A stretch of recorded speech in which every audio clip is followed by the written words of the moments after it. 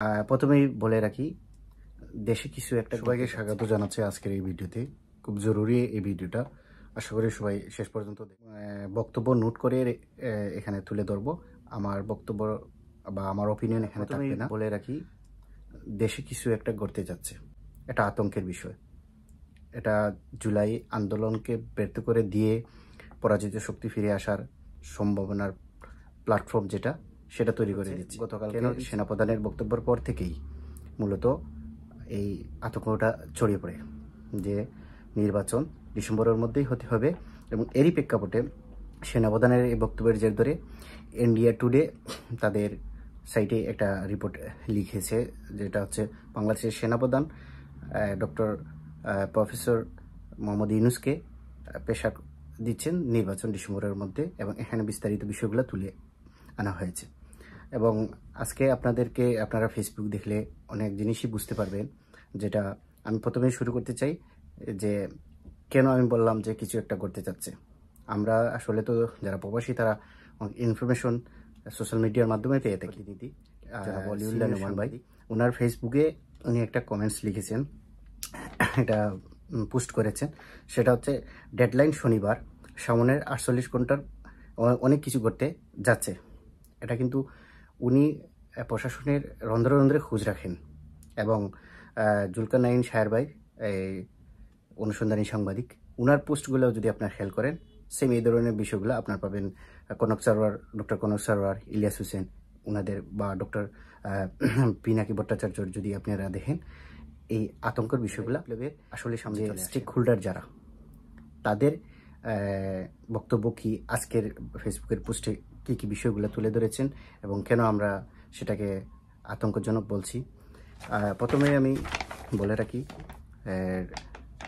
ঢাকা বিশ্ববিদ্যালয় শিবিরের সাবেক সভাপতি সাদিক কাইমের একটা পোস্ট, যেটা খুবই ইন্টারেস্টিং, এটা সাংবাদিক জুলকারনাইন শাহের ভাই শেয়ার করেছেন।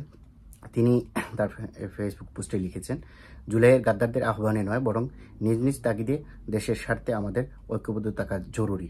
এবং এই পোস্ট করার আগে, ধরেন 20-15 মিনিট আগে আরেকটা পোস্ট যেটা উনি করেছেন, যে উনি লিখেছেন, জুলাই গাদ্দারদের বলতে চাই, এই ইতিহাস তোমাদের ক্ষমা করবে না। জুলাইয়ের প্রধান শক্তিগুলোর বিভাজন সৃষ্টির দায় তোমাদেরই। জুলাই বিপ্লবের শক্তিগুলোর পিঠে ছুরি মেরে তোমরা মূলত দেশকে ছুরিকাতে আহত ও রক্তাক্ত করেছ।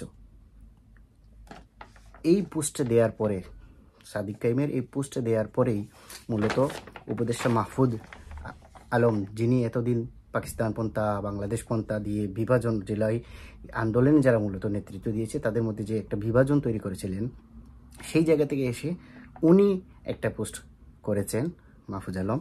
সেটা এই পোস্টে তিনি দুঃখ প্রকাশ করেছেন, এবং তিনি লিখেছেন যে ফেসবুক পোস্টে যিনি লিখেছেন, দেশপ্রেমিক শক্তির ঐক্য অনিবার্য। আগেকার যে কোনো বক্তব্য ও শব্দচয়ন যা বিভাজনমূলক ছিল, সেগুলোর জন্য আমি আন্তরিকভাবে দুঃখিত। সরকারে আরও একদিন থাকলে অভ্যুত্থানের সকল শক্তির প্রতি সম্মান ও সংবেদনশীলতা রেখে কাজ করতে চাই। পাল্টা একটা পোস্ট দিয়েছেন সাদিক কাইম, দিয়ে তিনি বলছেন যে জুলাই এর গাদ্দারদের আহ্বানে নয়, বরং নিজ নিজ তাগিদে দেশের স্বার্থে আমাদের ঐক্যবদ্ধ থাকা জরুরি। আচ্ছা, এখানে আসুন, হাসনাতের বিষয়টা খুব জরুরি। হাসনাত উনি ওনার ফেসবুক পোস্টে লিখেছেন যে বিভাজন অপ্রত্যাশিতভাবে আমাদের মাঝে এসেছিল, তা মিটিয়ে ফেলতে হবে।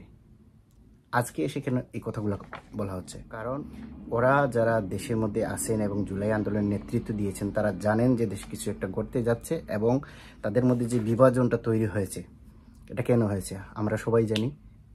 আগামী 30 মে জুলাই ঘোষণাপত্র এর তারিখ দেয়া, এবং এই ঘোষণাপত্র হলে যে আওয়ামী লীগ নিষিদ্ধ থেকে শুরু করে, আওয়ামী লীগের বিচার কার্যক্রম থেকে শুরু করে, এবং তাদের যে অঙ্গ সংগঠনগুলো আছে সবগুলার আপনার নির্বাচন, তাদের কার্যক্রমগুলা অটোমেটিকলি বন্ধ হয়ে যাবে, এবং ঘোষণাপত্রের মাধ্যমে এটা অনেক ভারতের স্বার্থের যে জায়গাটা সেটাতে আঘাত পড়বে।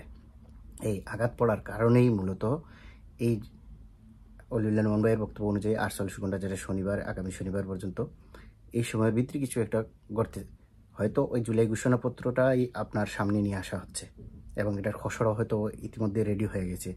যার কারণে পরাজিত শক্তিরা, পালিয়ে যাওয়া শক্তিরা, ফেসিবাদের দূষররাই, কারণ আমরা জানি শেখ হাসিনা পালিয়ে গেলেও শেখ হাসিনার যে সঙ্গপাঙ্গ যেগুলা যাদেরকে প্রশাসনে সেট করেছিল, বিচার বিভাগ থেকে শুরু করে আমলাতন্ত্র, পুলিশ, সব জায়গাতে এরা রয়ে গেছে।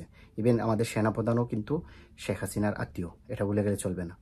এই জায়গা থেকেই মূলত এই জুলাই ঘোষণাপত্র রুখে দেওয়ার কারণ একটা চক্রান্ত চলতেছে।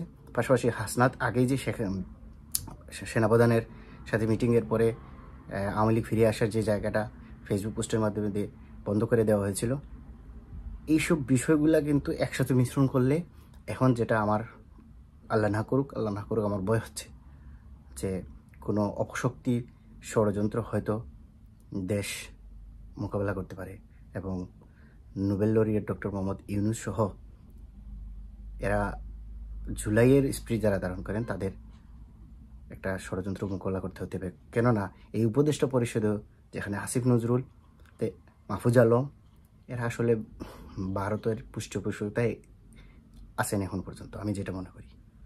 সো আমাদেরকে খুব সাবধান হতে হবে, জুলাইয়ের শক্তিকে ঐক্যবদ্ধভাবে এই ষড়যন্ত্র রুখে দিতে হবে। জুলাই ঘোষণাপত্র হওয়ার আগ পর্যন্ত বিভাজন করা যাবে না।